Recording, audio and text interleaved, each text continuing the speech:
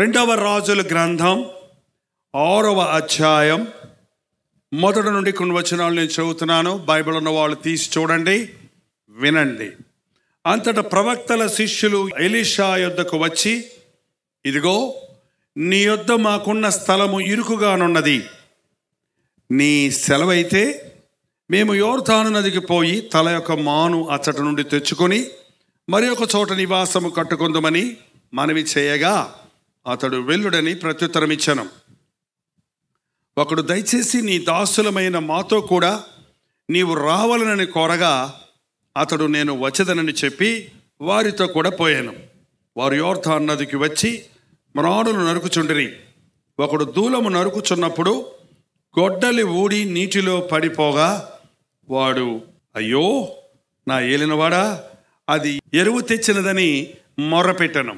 గనుక ఆ దైవజనుడు అది ఎక్కడ పడనని అడిగాను.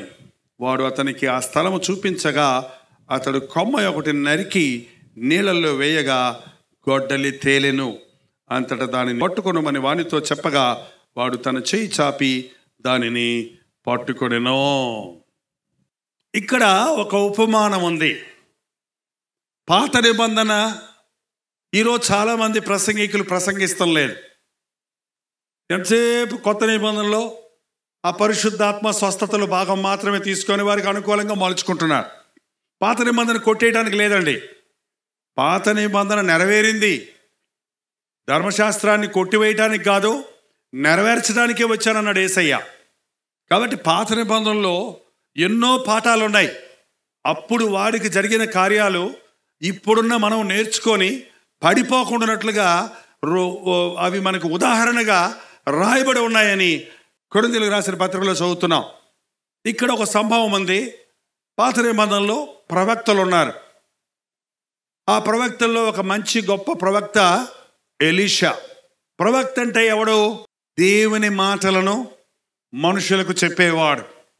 దేవుడు చెప్పమన్న మాటలు చెప్పేవాడు. యెహోవా సెలవిచ్చినదేమనగా అని దేవుడు ఏం చెప్పాడో అది చెప్పేవాడు. అంతేకాదు, మనుష్యుల బాధలు, మనుష్యుల పరిస్థితి దేవునికి చెప్పేవాడు. దేవుని సన్నిధిలో విజ్ఞాపన ప్రార్థన చేసేవాడు. దేవుని మాటలు మనుషులకు చెప్పాలి, మనుషుల మాటలు దేవునికి చెప్పాలి. అది ప్రవక్త. దేవుడు ఆయా సందర్భాల్లో తన హృదయంలోని బాధను, తన యొక్క ఉద్దేశాలను, తన చిత్తాన్ని మనుషులకు తెలియజేయడానికి ప్రవక్తలను లేపాడు, వాడుకున్నాడు. ఇప్పుడు కూడా ప్రవచనాలు, ప్రవక్తలు ఉన్నారు. కానీ అబద్ధ ప్రవక్తలా, దేవుడు పంపిన ప్రవక్తలా అన్నది తెలుసుకోవాలి.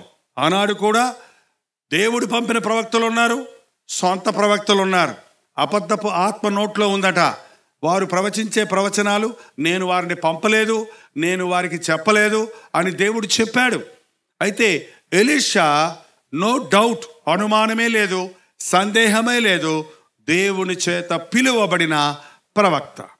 డబ్బుల కోసం సేవకొచ్చినోడు కాదు. ఎలీషా 12 అరకలు పెట్టుకొని భూమి దున్నుతున్నాడు. 12 అరకలు పెట్టి భూమి దున్నించే అంత గొప్ప భూస్వామి. 12 అరకలు అంటే మీకు అర్థం కాదు. ఇప్పుడు 12 ట్రాక్టర్లు అన్నమాట. ఏమండి, 12 అరక అతనే దున్నుతున్నాడు అంటే బాధ్యత కలిగినోడు, ధనవంతుడు, ఆస్తి కలిగినోడు. కానీ ఏలియా వచ్చి దేవుడు చెప్పాడు, ఎలీషా మీద దుప్పటి వేయి, నీకు బదులుగా అతను నా సేవ చేయాలి అన్నప్పుడు ఏలియా వచ్చి తన దుప్పటి తీసి ఎలీషా మీద వేయగానే అరకలు వదిలిపెట్టేసి, ఆస్తి వదిలిపెట్టేసి, తల్లిదండ్రులు వదిలిపెట్టేసి ఏలియా వెంబట దేవుని సేవకు వచ్చాడు. దేవుని సేవకు వచ్చేది డబ్బుల కోసం కాదండి, గొప్పల కోసం కాదండి.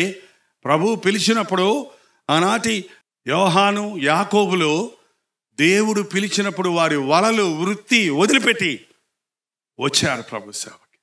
అంతేకాదు, కాడిని కట్టెలుగా చేసి ఎద్దుళ్ళు బలిచ్చి ఊరందరినీ పిలిచి భోజనం పెట్టి నేను సేవకు వెళ్తున్నానని చెప్పారంట. అదేందో పెళ్లి చేసుకున్నట్టు. ఏమండి, దేవుని సేవ అంటే ఏందో ఏడుస్తూ వస్తారు కొంతమంది. సంబరంగా, సంతోషంగా దేవుని కొరకు సమస్తాన్ని విడిచిపెట్టి వచ్చిన ఎలీషా వెంటనే ప్రవక్త అవ్వలేదు. ఏమంటే ఏలియా ఉన్నంత వరకు అతను వెంట తిరుగుతున్నాడు. అతని సామాన్లు మోస్తున్నాడు, అతని గిన్నెలు కడుగుతున్నాడు, అతని కాళ్ళు నొక్కుతున్నాడు, అతని వస్త్రాలు ఉతుకుతున్నాడు, అతనికి తోడుగా అతని పరికరాలు మోస్తున్నాడు. ఏలియా ఆకాశంలోకి ఎత్తబడినప్పుడు నీ మీద ఉన్న ఆత్మ నాకు రెండంతలు కావాలని అడుక్కున్నాడు. చర్చి కావాలని అడగలేదు, డబ్బులు కావాలని అడగలేదు, ఏదో ఇంకేదో అడగలేదు. దేవుని యొక్క ఆత్మను పొందుకున్నాడు. ఆ రాజు అడిగాడు, ఎవరయ్యా? ఏలియా వెళ్ళిపోయాడట, ఎవరన్నా ప్రవక్త ఉన్నాడా అని అడిగితే ఏలియా చేతుల మీద నీళ్లు పోసి ఎలీషా ఉన్నాడు అంటే ఏలియా పనివాడిగా ఉన్నాడు ఎలీషా, కానీ ప్రవక్తగా సిద్ధపడ్డాడు. ఆయనకి శిష్యులు ఉన్నారు. ఆయన శిష్యులు ఒకరోజు వాళ్ళున్న ఆశ్రమంలో, ఇక్కడ జరిగిన సంభవం ఏంటంటే వాళ్ళందరూ ఒక చిన్న ఆశ్రమంలో ఉన్నారు. ఒకరోజు శిష్యులు ఆయన దగ్గరకు వచ్చాయా, మనకు శిష్యులు ఎక్కువైపోయారు, స్థలం సరిపోవటం లేదు, మనం అలా తోటలోనికి వెళ్ళి కొన్ని మానులు కొట్టుకొచ్చి కొమ్మలు కట్టుకొచ్చి మన పందిరి పెద్ద చేసుకుందాం అని అడిగారు. ఏమంటే ఈరోజు చర్చిలు సరిపోవటం లేదు. చర్చిలు సరిపోవటం లేదా? చర్చిలు ఖాళీలు అవుతున్నాయా? అది ఉంది, ఇది ఉంది. వీళ్ళు చెప్పారు శిష్యులు. చెప్తే ఏమన్నాడు ఆయన? వెళ్ళండి అన్నాడు. అందులో ఒక ఆయన వచ్చి అన్నాడు, నువ్వు కూడా రాయ్యా అన్నాడు. నువ్వు కూడా నాతోటి, నువ్వు కూడా రా నాయన ప్రవక్త. నువ్వు వెళ్తూ మీ ఆయన్ని రమ్మని అడుగుతావమ్మా, మీరు కూడా రండి, చీరల కొట్టుకెళ్తున్నాను అంటారా? యవనస్తులు, మీరు మీ అమ్మ నాన్నని తీసుకుని వెళ్తారా ఎక్కడికన్నా? మీరెందుకు మాకు తలకాయ పోవటం? మీరుంటే మాకు ఫ్రీగా ఉండదు. నాన్న పక్కన ఉంటే ఫ్రీగా ఉండదు, అమ్మ పక్కన ఉంటే ఫ్రీగా ఉండదు, ఫ్రెండ్ పక్కన ఉంటే ఫ్రీగా ఉంటుంది దోసుకోవడానికి. కాడు పనికి మన వాళ్ళందరూ నమ్ముతారు. తల్లిదండ్రులు నమ్మండి. నీ భర్త నీకు శిరస్సు, నీ భర్త నీ తోడుంటే నీకు నీకు గౌరవం. నీ భార్య నీ పక్కన ఉంటే నువ్వేం వెనకాల పడుతున్నావు అంటారు కొంతమంది. భర్తకి కొంతమంది భార్య వెనకాల ఉంటే ఇష్టం ఉండదు. నువ్వు భార్య పక్కన ఉంటే బ్రేక్ వేస్తుందేమో. ఎస్, బ్రేక్ వేస్తుంది. బ్రేకులు వద్దా? తీసేయండి, మీ బైకులకు ఉన్న బ్రేకులను తీసి పడేయండి. బ్రేకులు వద్దు, వెళ్ళిపో, బుర్రు వెళ్ళిపో, గుద్దుకుంటావు. బ్రేక్ ఉంటేనే సేఫ్టీ, నీకు యాక్సిడెంట్ అవ్వదు. సడన్గా ఆపుతావు, ఎక్కడ ఆగాలి అక్కడ. ఏమంటే నీకు దేవుడు భార్యను కావలిగత్తిగా ఇచ్చాడు, నీకు భర్తను దేవుడు కావలివానిగా ఇచ్చాడు, నీకు తల్లిదండ్రులు దేవుడు కావలివారిగా ఇచ్చాడు. నీ పెళ్ళైన తర్వాత నీ భర్త యజమానుల్లోనికి లేక భార్య యజమానిలోనికి వెళ్తున్నావు, అంతవరకు నీవు తల్లిదండ్రులు లోబడి ఉండాలి. పెద్దవాడు అయిన తర్వాత నీవు పెళ్ళైన తర్వాత ఇంకా అమ్మా నాన్న కాదు. పెళ్ళైన తర్వాత పురుషుడు తన తల్లిని తండ్రిని విడిచి భార్యను హత్తుకొనను, వారు ఏక శరీరమై ఉందరు. అంటే వేరే కాపురం పెట్టమని కాదు, కానీ ప్రథమ స్థానం భార్యకి ఇవ్వాలి. వివాహం అయ్యాక ప్రథమ స్థానం భర్తకి ఇవ్వాలి. ఇక్కడ ఈ ప్రవక్తల శిష్యులు వెళ్ళటానికి పర్మిషన్ అడిగారు. అంతేకాకుండా నువ్వు మాతో కూడా రమ్మన్నాడు. రమ్మంటే వస్తానన్నాడు. అందరూ కలిసి వెళ్ళారు.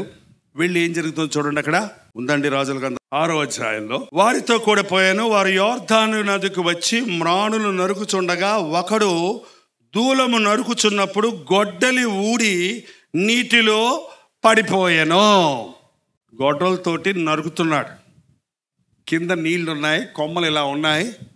ఆ కొమ్మ మీదకి ఎక్కి గొడ్డలతో నరుగుతుంటే కొమ్మ ఎరగటానికి బదులు ఏమూడింది? గొడ్డలి ఊడి నీటిలో పడింది. గొడ్డలు తెలుసా అండి మీకు?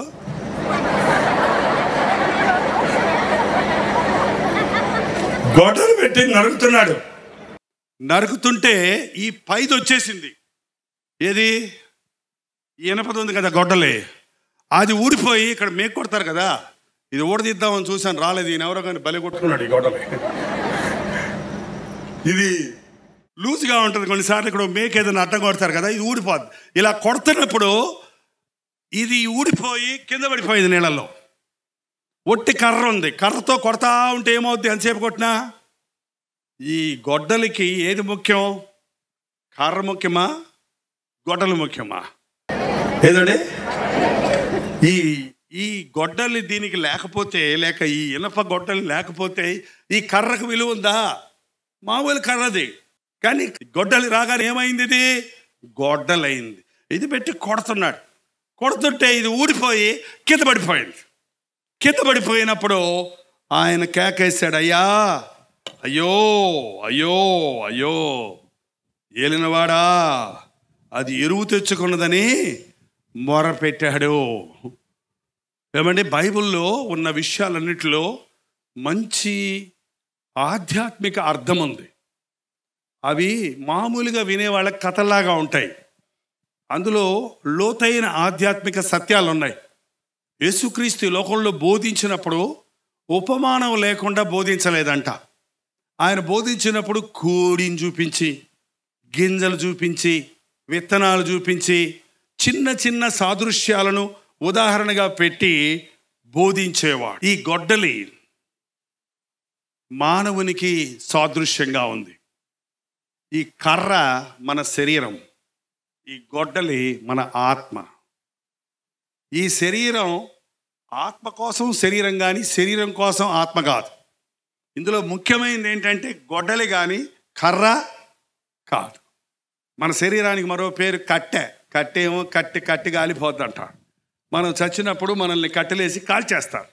ఏమంటే ఇది శరీరానికి గుర్తుగా ఉంది, ఆత్మకు గుర్తుగా ఉంది. చాలామంది జీవితాల్లో ఆత్మ పోయింది. ఆత్మ అపరాధముల చేతను దోషముల చేతను మీరు చచ్చిన వారై ఉండగా అని ఉంది చూడండి. నరుని ఆత్మ యెహోవా పెట్టిన దీపము, భక్తిహీనుల దీపము కారు చీకటిలో ఆరిపోవును. కాబట్టి చాలామంది చచ్చి బ్రతుకుతున్నారు. వారి జీవితంలో సారం లేదు, గమ్యం లేదు, గురి లేదు, సంతోషం లేదు. రాత్రి పగళ్ళు ప్రయాసపడుతున్నారు, దేనికోసమో తిప్పలు పడుతున్నారు, దేనికోసమో ఆరాటపడుతున్నారు. ఏదో సంపాదించుకోవాలని, ఏదో తినాలని, ఏదో ఆర్భాటం చేయాలని, ఏవో కొనుక్కోవాలని ఏంటో ఆత్రుత పడుతున్నారు. కానీ వారికి తృప్తి లేదు, నెమ్మది లేదు, అంతం లేదు. ఒక కోటీశ్వరుడు ఉన్నాడు అనుకోండి, 1,00,00,000 రూపాయలు ఉన్నాయి కదా నాకు అని ఊరుకుంటాడా? 1,00,00,000తో ఇంకో 1,00,00,000 సంపాదించాలనుకోండి. ఎంత సంపాదించినా తృప్తి లేని పరిస్థితి, ఎంత తాగినా తృప్తి లేని పరిస్థితి. ఈ రోజున అనేక మంది తమ ఆధ్యాత్మిక జీవితాన్ని పోగొట్టుకున్నారు, తమ ఆత్మను పోగొట్టుకున్నారు. ఆ కొమ్మలు నరుకుతున్నప్పుడు ఆ గొడ్డలి ఊడి నీళ్ళల్లో పడిపోయింది. ఇనుము నీళ్ళల్లో పడితే ఏమవుతుంది చెప్పండి? తేల్తదా, మునిగిపోద్దా? మునిగిపోయింది.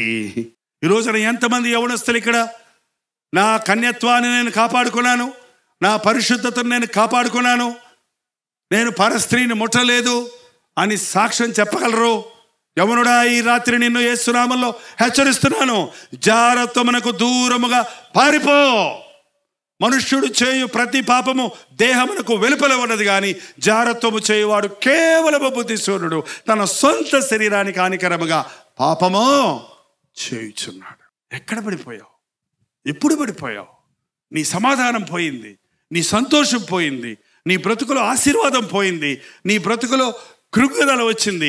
ఎక్కడ పడిపోయావు? ఎందులో పడిపోయావు? త్రాగుడిలో పడిపోయాను.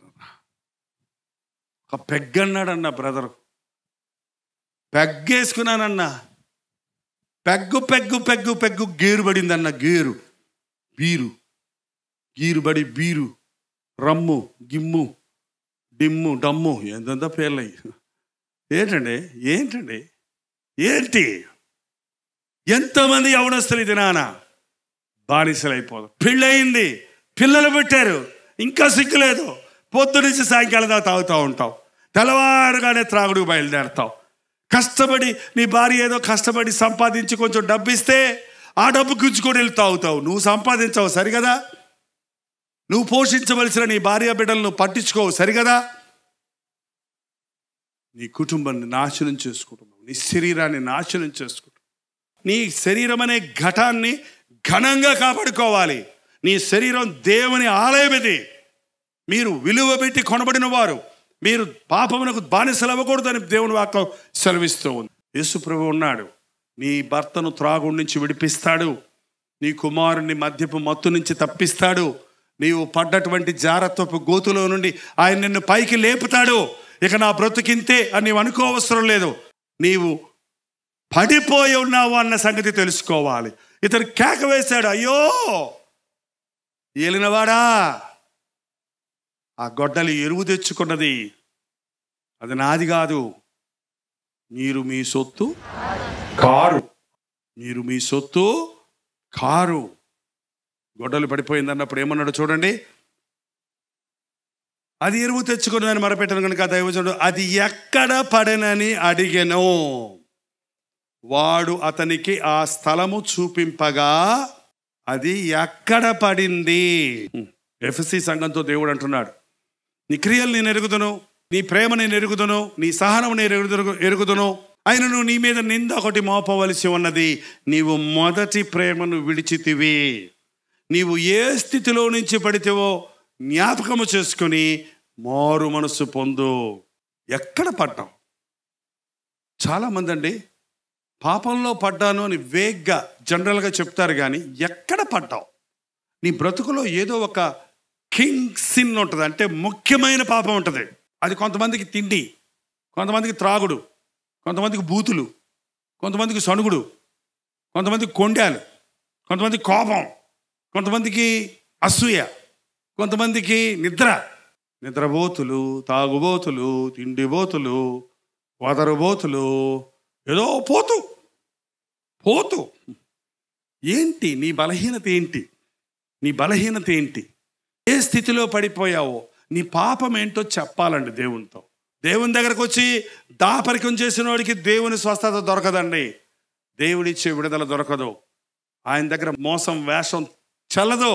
యాకోబు గారు వాళ్ళ నాన్న దగ్గరికి వెళ్ళి గొర్రె రోములు కట్టుకొని నేను నీ పెద్ద కుమారుని యాసావును అని చెప్పాడు. ఏం పేరు నీ పేరంటే? యాసావును అన్నాడు. నాకు ఆశీర్వాదం కావాలి, నాకు ఆశీర్వాదం కావాలని దేవునితో పెరుగులాడుతున్నాడు. దేవుడు అడిగారు, నీ పేరేమి? నేను యాసావును అన్నాడా? యాకోబునయ్యా, మోసగాడినయ్యా, మా నాన్నను మోసం చేశా, మా మామను మోసం చేశా, నా బ్రతికే మోసాలు చేసి మోసపోయా, నన్ను ఆశీర్వదించు. దేవుని దగ్గరికి వచ్చినప్పుడు మన నిజ స్థితిని, ఎక్కడ పడిపోయావు, ఎప్పుడు పడిపోయావు. ఒక అబ్బాయి అంట ఎత్తుకుంటున్నాడంట లైట్ దగ్గర, ఎత్తుకుతా ఉంటే ఒక ఆయన చూసి ఏమైందంటే ఇక్కడ డబ్బులు పడిపోయాయండి అన్నాడు. రూపాయి కాయిన్ పడిపోయింది అన్నాడు. సరే మళ్ళీ ఆయన వెళ్ళి పెద్ద ఆయన తిరిగి వచ్చేదాడికి మళ్ళీ ఎత్తుకుతూనే ఉన్నాడంట. ఏమయ్యా ఇంకా దొరకలేదంటే? దొరకలేదు సార్ అన్నాడంట. పాప ఈయన కూడా ఎతకడం మొదలుపెట్టాడు. ఎంతసేపు ఎతకడం దొరకడం లేదు. ఆయన విసిగిపోయి ఎప్పుడు పడిపోయిందయ్యా, ఎక్కడ పడిపోయిందయ్యా అంటే నిన్న పడిపోయిందండి, అక్కడ పడిపోయింది అన్నాడు. మరి అక్కడ పడిపోతే ఇక్కడ ఎతుకుతున్నావు ఏంటయ్యా అంటే లైట్ లేదంట అక్కడ.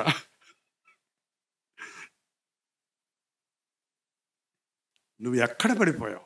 స్కూల్లోనా, కాలేజీలోనా, ఇంట్లోనా, పక్కింట్లోనా, ఊరు వెళ్ళినప్పుడా, బస్సులోనా, ట్రైన్లోనా? ఎక్కడ పడ్డావు పాపంలో? ఎవరితో పాపంలో పడ్డావు? స్పష్టంగా చెప్పాలి దేవునికి, వివరంగా చెప్పాలి దేవునికి. హృదయాన్ని తెరిచి దేవుని దగ్గర ఒప్పుకోవాలి నీ పాపం. మన పాపములను మనం ఒప్పుకొనిన ఎడల ఆయన నమ్మదగిన వాడు, నీతిమంతుడు గనుక మన సకల పాపముల నుండి ఆయన మనల్ని పవిత్రులుగా చేయును. ఎక్కడ పడిపోయిందంటే చెప్పాడు అతను, ప్రభువా ఎలీషా ఇక్కడ పడిపోయింది, ఇక్కడ పడిపోయింది. అప్పుడు ఏం చేశాడు చూడండి, మనం ముగించుకుందాం, త్వరగా ముందుకెళ్తున్నాం. వాడు అతనికి స్థలము చూపించగా అతడు కొమ్మ ఒకటి నరికి నీళ్లల్లో వేయగా గొడ్డలి తేలెను. ఎక్కడ పడింది? ఇదిగో ఇక్కడ పడింది.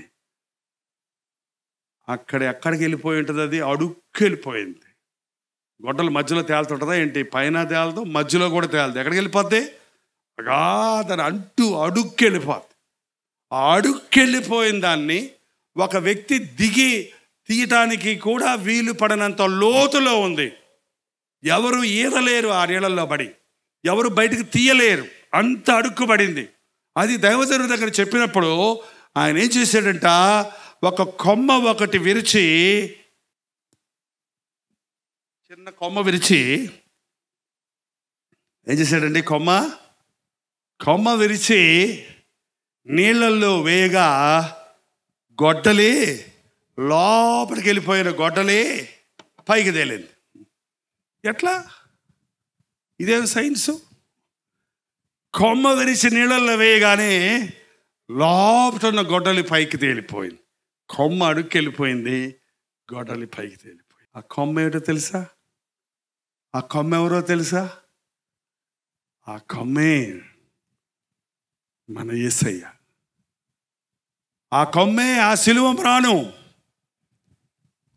ఆ కొమ్మే యేసుక్రీస్తు బలి అయిన సిలువ యాగము. యేసుక్రీస్తు మన పాపముల కొరకు పాతాళంలోకి వెళ్ళిపోయాడు.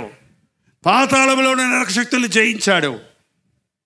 మృత్యుంజయుడై లేచాడు. మనం ఆయనతో కూడా చనిపోయిన ఎడల ఆయనతో కూడా లేపబడతాం. ఆయనతో పాటు మనం చనిపోయిన ఎడల ఆయనతో పాటు లేపబడతాం. ఎంతమంది మీ పాపముల కొరకు పశ్చాత్తాపడ్డారు? నీ పాపము నుంచి నిన్ను లేవదీయటం కొరకు పరలోకాన్ని విడిచిపెట్టి వచ్చిన యేసుక్రీస్తుని నమ్ముచున్నారు.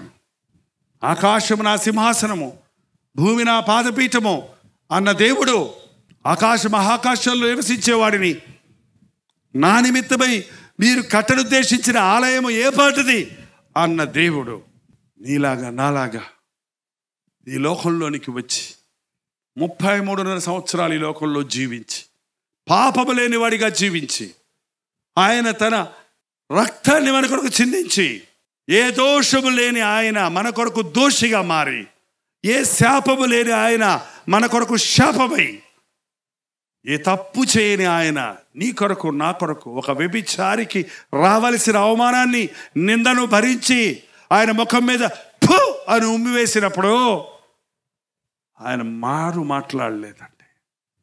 ఒక వ్యభిచారిని ఛీ అంటారు, ఒక దొంగను చితక కొడతారు, ఒక పాపిని హింసిస్తారు, గుద్దుతారు. ముసుకేసి ఆయన నెత్తి మీద గుద్దినప్పుడు, ఆయన చేతుల్లో కాళ్ళల్లో శీలలు కొట్టినప్పుడు నీ చేతులతో చేసిన పాపం కొరకు, నీ కాళ్ళతో చేసిన పాపం కొరకు, నీ కొరకు యేసుక్రీస్తు సిలువలో బలై ఉన్నాడు. నమ్ముతున్నావా? చాలా సంవత్సరాలు నేను అది నమ్మలేదండి, నవ్వేవాడిని. ఎప్పుడో చచ్చిపోయిన యేసు ప్రభు ఇప్పుడు పాపం చేస్తున్నా, నా కోసం ఎలా చచ్చిపోయాడు అని. కానీ ఒకరోజు వచ్చింది నా జీవితంలో, ఫిబ్రవరి 15వ తారీఖు 1971 సంవత్సరం. నేను యేసు ప్రభు, నువ్వు నిజమైన దేవుడు అయితే నాకు కనపడు, నా బ్రతుకును మార్చు, నీ బిడ్డగా నేను బ్రతుకుతాను, నేను పాపాల్లో మునిగిపోతున్నానని మొరపెట్టినప్పుడు ఆ కలువరి దృశ్యం నా కన్నుల ముందుకు వచ్చింది. ఆ రోజు నుంచి ఈ రోజు వరకు ఆయన మెల్లని స్వరాన్ని విన్నాను, నీ కోసమే నా ప్రాణం ఇచ్చానని. ఒక క్షణం ఆయన ముఖం నా ముందు తలెక్కడ మెరిసింది. ఆ దృశ్యం నా గుండెను బద్దలు కొట్టింది, నా జీవితాన్ని మార్చేసింది, నా జీవిత గమ్యాన్ని మార్చేసింది. అందుకే కల్వరి అంటే ఇష్టం. 71వ సంవత్సరంలో కల్వరిని పెట్టుకున్నాను నా పేరు. నేను నా గుండెలను మార్చి, నా బ్రతుకు గమ్యాన్ని మార్చి, నన్ను లేవనెత్తింది. ఎక్కడో కాకినాడ వీధుల్లో పిచ్చి కుక్కలాగా తిరుగుతున్న నన్ను నా యేసయ్య కనుగొని లేవనెత్తాడు. ఆయన సాక్షిగా నిలబెట్టుకుంటున్నాడు. ఈ రాత్రి సమయంలో ఈ కొమ్మ, ఈ మ్రాను యేసుక్రీస్తే. ఆయన నిన్ను లేవనెత్తగలిగిన వాడు. ఎంత అగాధంలోనికి నీవు వెళ్ళినప్పటికీ, ఎటువంటి హీన దిశకు నీవు వెళ్ళిపోయినప్పటికీ, ఎన్ని పాపాల్లో నీవు కూరుకుపోయినప్పటికీ, ఇప్పటికే నీ బ్రతుకంతా వేస్ట్ అయిపోయినప్పటికీ, నువ్వు తాగుబోతుగా నీ జీవితాన్ని నాశనం చేసుకుని ఉన్నప్పటికీ, నువ్వు చేసిన వ్యభిచారం వల్ల ఎయిడ్స్ రోగానికి గురై ఎటువంటి గమ్యం లేక ఇక నీవు స్వస్థత పడవు అని డాక్టర్ చేత రిపోర్ట్ వచ్చినప్పటికీ, నువ్వు ఎక్కడ పడిపోయావో, నువ్వు ఎప్పుడు పడిపోయావో మోకాళ్ళ మీద పడి యేసు ప్రభువుకు చెబితే వినే దేవుడు ఆయన, లేపే దేవుడు ఆయన. క్రొత్త సృష్టిగా నిన్ను చేస్తాడు. దిగులు పడొద్దు. ఇక నా బ్రతికింతే, ఇది నా తలరాత, ఇది నా కర్మ అనుకోవద్దు. దేవుడు నరులకు హృదయపూర్వకముగా దుఃఖమునైనను విచారమునైనను కలుగజేయువాడు కాడు. దుర్మార్గుడు మరణం పొందుటయందు నాకెంత మాత్రము సంతోషము లేదు. అతడు మనసు తిప్పుకొని బ్రతకాలనే కోరుకుంటున్నానని ప్రేమ కలిగిన యేసయ్య నిన్ను లేవనెత్తడానికి ఆశ కలిగి ఉన్నాడు. ఇప్పటికే నీ బ్రతుకును నీ ఇష్టానుసారంగా వాడుకున్నావు. జీవితంలో ఏమీ సాధించలేకపోయావు, చదువులోనూ ఏమీ సాధించలేకపోయావు, వివాహం జీవితంలో ఏమీ సాధించలేకపోయావు, వ్యవసాయంలో వృద్ధి లేకదు, వ్యాపారంలో ఆశీర్వాదం లేదు, బ్రతుకులో నెమ్మది లేదు, కుటుంబంలో సమాధానం లేదు, దురభ్యాసాలకు బానిసైపోయావు, చెడ్డ అలవాట్లకు గురైపోయావు, పడిపోయావు, నువ్వు పాడైపోతున్నావు. నిన్ను లేవనెత్తాలని, నిన్ను పైకి లేపాలని. నీవే స్థితిలో నుంచి పడిపోయావో ఆ స్థితిలో నుంచి ఉన్నతమైన స్థితిలోనికి నిన్ను హెచ్చించాలని యేసయ్య ఈ కోటాలలో నీతో మాట్లాడుతున్నాడు. నీకోసమే ఈ వాక్యం అండి. నీతోనే మాట్లాడుతున్నాడు. అక్కడ మాట్లాడేది జైపాలు కాదు. దేవుడు చెప్పమన్న మాటలు చెప్పే ఒక బోర నిన్ను లేవనెత్తాలని. నీవు మూర్ఖంగా చేసుకున్న అప్పుల కోపములో నుండి నిన్ను లేవనెత్తాలని, నీ బ్రతుకులో పోగొట్టుకున్న వాటన్నిటిని తిరిగి నీకు ఇవ్వాలని దేవుడు ఆశిస్తూ ఉన్నాడు. దయచేసి తలలు వంచండి, ప్రార్థన చేద్దాం. మనం లేచి నిలువబడి ప్రభు సన్నిధిలో మనల్ని మనం అప్పగించుకుందాం. నోరు తెరిచి ప్రతి ఒక్కరొక చిన్న ప్రార్థన చేద్దాం. మీ చేతిని ఆకాశం వైపు ఎత్తి, ప్రభువా నన్ను లేవనెత్తయ్యా, త్రాగుడి ఊబిలో పడిపోయానయ్యా, జారత్వపు మధ్యలో పడిపోయానయ్యా, పరస్త్రీ వ్యామోహంలో ఉండిపోయానయ్యా, కుటుంబాన్ని కూలగొట్టుకున్నానయ్యా, అప్పుల్లో పడిపోయానయ్యా, అనవసరంగా మోసపోయి నష్టపోయానయ్యా, నేను పడిపోయానయ్యా. నోరు తెరిచి ప్రతి ఒక్కరు ప్రార్థన చేద్దాం. ప్రభుతో మాట్లాడు, ప్రభుతో చెబుదాం. పరిశుద్ధుడా, ప్రేమగల తండ్రి, ఒక్కసారి నీ బిడ్డల్ని చూడు నాయన. అయ్యో నేను పడిపోయాను, అయ్యో నేను వ్యభిచారంలో పడిపోయాను, అయ్యో నా కన్యత్వాన్ని పోగొట్టుకున్నాను, అయ్యో పాప ఇచ్చలకు చోటిచ్చారని ఎవరైతే నీ సన్నిధిలో కన్నీరు కారుస్తున్నారో వారిని క్షమించిన ఆయన, వారిని లేవనెత్తు ప్రభువా. నీ రక్తముతో కడిగి మరలా కడిగి పరిశుద్ధులుగా చేయి తండ్రి. నూతన సృష్టిగా మార్చిన ఆయన. త్రాగుడులో పడిపోయాను, త్రాగుడు వలన అప్పుల్లో మునిగిపోయాను, కుటుంబం అంతా చిల్లా చెదరైపోయింది. నా కుటుంబం కట్టబడుతుందా? నా భర్త మారతాడా? నా బిడ్డలు యోగ్యులవుతారా అని ఏ తల్లి రోధిస్తుందో ఆ తల్లిని చూడయ్యా, ఆమెను నీవు లేవనెత్తయ్యా. ఎంతకాలం ఇలాంటి బ్రతుకు నాకు ఎందుకు వచ్చింది బ్రతుకని విచ్చలవిడిగా తిరుగుతూ అంతకంతకు చెడిపోతున్న ప్రతి వ్యక్తిని ఈ సమయంలో ఆపు చేయి నాయనా. పాపానికి పరిగెత్తే వారిని ఆపు చేయయ్యా.